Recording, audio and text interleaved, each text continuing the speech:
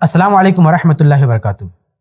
सही बुखारी में अम्मा आयशा रज़ी अल्लाह ताला अन्हा की वो मशहूर हदीस मौजूद है जिसमें अम्मा आयशा रज़ी अल्लाह ताला अन्हा ने बयान फरमाया कि रमज़ान हो या गैर रमज़ान, अल्लाह के नबी सल्लल्लाहु अलैहि वसल्लम रात की नमाज 11 रकात से ज़्यादा नहीं पढ़ते थे। अम्मा आयशा रज़ी अल्लाह ताला अन्हा का ये बयान इस बात की दलील है कि अल्लाह के नबी सल्लल्लाहु अलैहि वसल्लम ने 11 रकात से ज़्यादा रात की नमाज, जिसको तहज्जुद कहते हैं, उसी को रमज़ान में तरावी कहते हैं, उसको 11 रकात से ज़्यादा आप सल्लल्लाहु ने कभी नहीं पढ़ा। इस हदीस पर एक एतराज़ ये किया जाता है, हालांकि सही बुखारी के हदीस है, फिर भी कुछ लोग इस पर एतराज़ करते हैं कि इस हदीस में अम्मा आयशा रज़ी अल्लाह ताला अन्हा से रकाते तादाद को बयान करने में इज़्तिराब हुआ है, माज़अल्लाह, यानी इज़्तिराब का एतराज़ कि अम्मा आयशा रज़ी अल्लाह ताला अन्हा ने गरचे सही बुखारी के हदीस में 11 बताया है, लेकिन दूसरी अहादीस में 11 से कम बताती हैं और कभी 11 से ज़्यादा बताती हैं। इसलिए जब इज़्तिराब की बात सामने आ रही है तो फिर सही बुखारी की जो तादाद है उसी को राजिह करार देने की कोई वजह नहीं है। इसका जवाब यह है कि इज़्तिराब का ये दावा बिल्कुल बेबुनियाद है। इस सिलसिले में 3 बातें पेश की जाती हैं, हम तीनों का जायज़ा लेते हैं। सबसे पहली बात ये की जाती है कि देखिए, दूसरी कई अहादीस में अम्मा आयशा रज़ी अल्लाह ताला अन्हा ने 11 से कम रकात भी बताई हैं। तो मेरे भाई, ये इज़्तिराब कैसे हो गया? क्योंकि अम्मा आयशा रज़ी अल्लाह ताला अन्हा ने सही बुखारी की हदीस में ये नहीं कहा कि अल्लाह के नबी सल्लल्लाहु अलैहि वसल्लम 11 से कम नहीं पढ़ते थे, ये कहा कि 11 से ज़्यादा नहीं पढ़ते थे।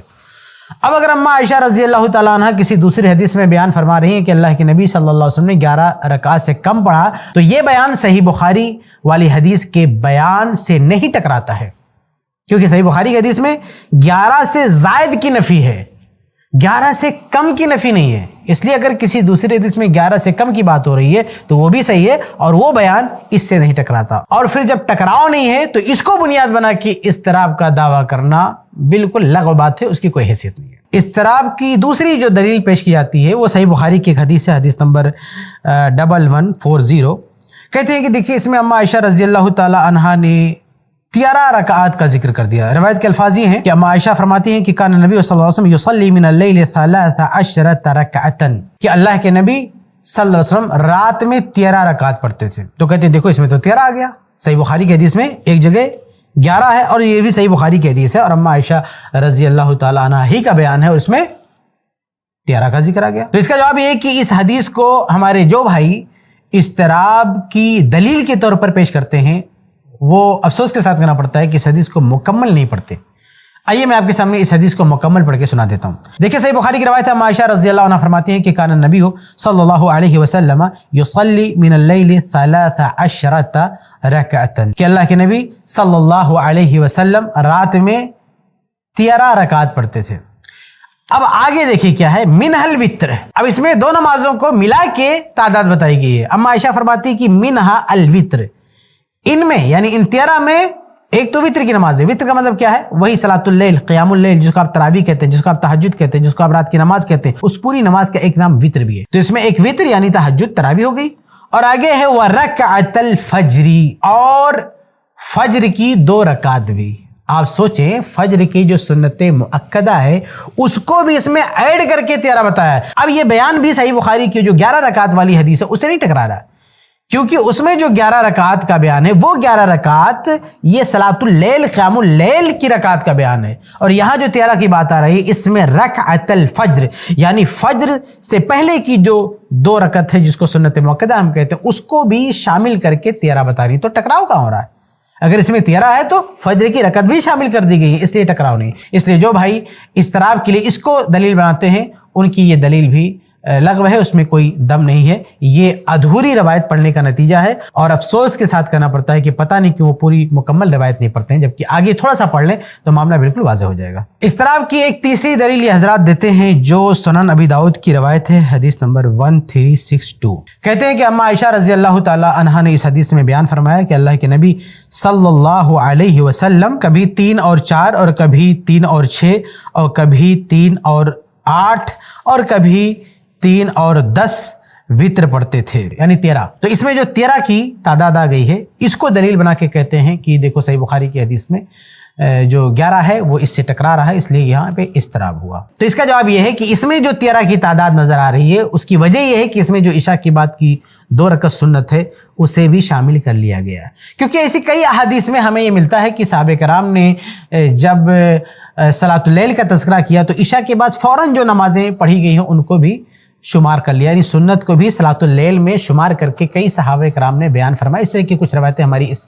کتاب میں موجود ہے، آپ اس کو دیکھ سکتے ہیں، تفصیل کے ساتھ یہ کتاب پڑھیں گے تو اس میں آپ کو اسی کی روایتیں ملیں گی۔ تو اس حدیث میں بھی اما عائشہ رضی اللہ تعالیٰ عنہ نے سنت فجر کو شامل کر لیا۔ اس کی دلیل یہ ہے کہ اما عائشہ رضی اللہ تعالیٰ عنہ سے ایک طرف یہ بیان ملتا ہے کہ نبی صلی اللہ علیہ وسلم نے 11 سے زیادہ نہیں پڑھی، دوسری طرف صحیح بخاری میں ملتا ہے کہ اما عائشہ جب 13 کی تعداد بتاتی ہیں تو فوراً فجر کی جو 2 رکعت سنت ہے اس کو بھی شامل کر لیتی ہے۔ یہ روایت اس بات کی دلیل بنتی ہے کہ جب بھی اما عائشہ رضی اللہ تعالی عنہا 11 سے زائد بتاتی ہیں تو اس میں سنت کو شمار کرتی ہیں، تو اگر کہیں فجر کی سنت کو شمار کیا ہے تو کہیں عشاء کی سنت کو شمار کیا۔ ان کا یہ اندازہ بیان بتاتا ہے کہ جب وہ 11 سے زیادہ بتاتی ہیں، یعنی جب 13 کی تعداد لیتی ہیں تو یا تو فجر کی سنت ہے یا پھر عشاء کی سنت ہے، یہ ان کا انداز بیان بتلاتا ہے، یہی خود اس بات کی دلیل ہے، اور دونوں باتوں میں کوئی تضاد نہیں۔ اور یہ اہل علم کا قاعدہ ہے کہ 2 بیان میں اگر تطبیق ممکن ہے تو آپ تعارض کی بات نہیں کہہ سکتے۔ تو جب خود تطبیق کی شکل اما عائشہ رضی اللہ تعالیٰ عنہ سے صراحتاً ثابت ہو رہی ہے